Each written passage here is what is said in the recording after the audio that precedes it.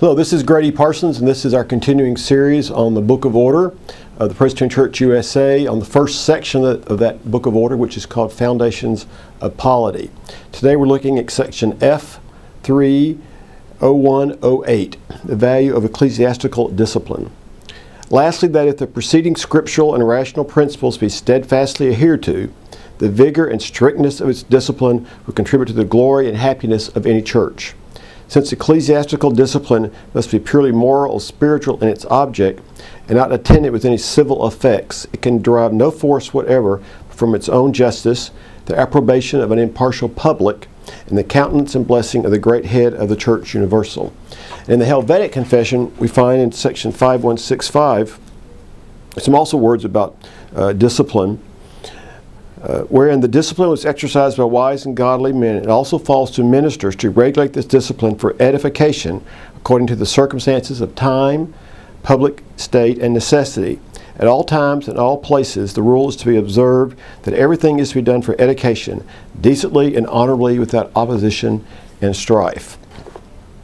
Now, if we talk about church discipline in our congregations, most people think that you mean you're trying to get the children to stop squirming during church, or you're trying to get the teenagers to behave at their youth groups, or some other very minor thing like that. But in the history of the church, especially the Reformed Church, discipline, ecclesiastical discipline, and a life of discipleship inside the church is a very serious thing.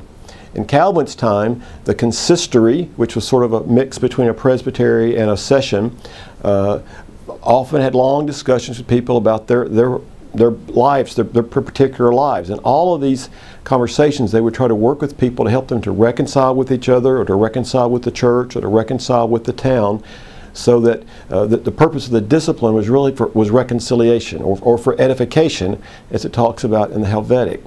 The purpose of any discipline really is for the edification of the person. There was also a time in the life of our church where you had to have a communion token to take communion, and elders would go out, they would visit people in congregations, visit in their homes to see if they were ready spiritually to take communion. They would be given a token, and then when they went to take communion, they had to give the token to get it. So we have a history of taking this seriously, and we still need to take it seriously. We need to take it seriously, not because we want to become focused on judging each other or judging other people, but because we want to be focused on our covenanted life and the way we live together, and the fact that we care about how people become disciples and what kind of discipleship they have, that we care about families, that we care about individuals, that we care about how people mature in their faith, and that part of our purpose as a congregation is really to exercise that discipline that leads towards edification, or people growing in maturity, growing in their spiritual maturity, becoming more people that we are.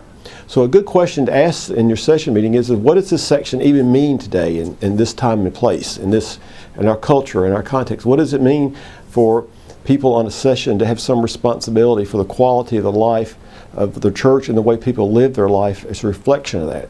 What does it mean for elders to really think about how they can help people grow and how they can help people be the kind of person that God has called them to be?